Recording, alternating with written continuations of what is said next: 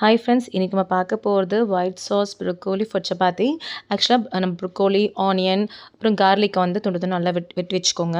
இப்போ வந்து ஹாட் வாட்டரில் உப்பு போட்டு ப்ரொக்கோலி கொஞ்ச நேரம் வச்சுட்டு ஃபில்டர் பண்ணி எடுத்துக்கலாம். நெக்ஸ்ட்டு பேன் எடுத்து வச்சுட்டு 2 ஸ்பூன்ஸ் பட்டர், இப்போ இந்த கார்லிக்கை போட்டு நல்லா ப்ரௌன் ஆன வரைக்கும் ஃப்ரை பண்ணி எடுத்துகிட்டு, அப்படி அதே மாதிரி ஆனியனும் போட்டு கொஞ்சம் உப்பு போட்டு ஃப்ரை பண்ணி எடுத்துக்கலாம். இப்போ நெக்ஸ்ட் என்னென்னா, இது கூட நம்ம என்ன பண்ண போகிறோம், ஒரு ஸ்பூன் வந்து மைதா போட்டு நல்லா கொஞ்சம் பச்சை வாசனை போகிற வரைக்கும் கொஞ்சம் ஃப்ரை பண்ணிக்கோங்க. அதுக்கப்புறம் ஒரு 1 1/2 கப்பு மில்க், ஒயிட் சாஸ் வேணும் இல்லையா, 1 1/2 கப் மில்க் போட்டு நல்லா கொதிச்சு வரட்டும். கொதிச்சு வந்தோடனே நம்ம அந்த ப்ரொக்கோலி வச்சுருக்கோம் இல்லையா, அந்த ப்ரொக்கோலியும் போட்டு நல்லா கொதிச்சு வேகட்டும். இப்போ உப்பு போட்டுக்கலாம். அப்புறம் என்ன பண்ணிக்கோங்க, மூடி வச்சுக்கோங்க, கொஞ்சம் நேரம் வேகட்டும். அந்த மூடி வச்சுட்டு இப்போ சைடில் நம்ம சப்பாத்தி போட ஆரம்பிச்சோம். சப்பாத்தி திரட்டி நான் ஆல்ரெடி வச்சுருக்கேன். இது என்னன்னு சொல்லுவோம்னா ட்ரையாங்கிள் சப்பாத்தின்னு சொல்லுவாங்க. ஆக்சுவலாக நாங்கள் அந்த நல்லா ரவுண்டாக தரட்டிட்டு ஆயில் போட்டு ஒரு லேயராக மடிச்சிக்கணும்.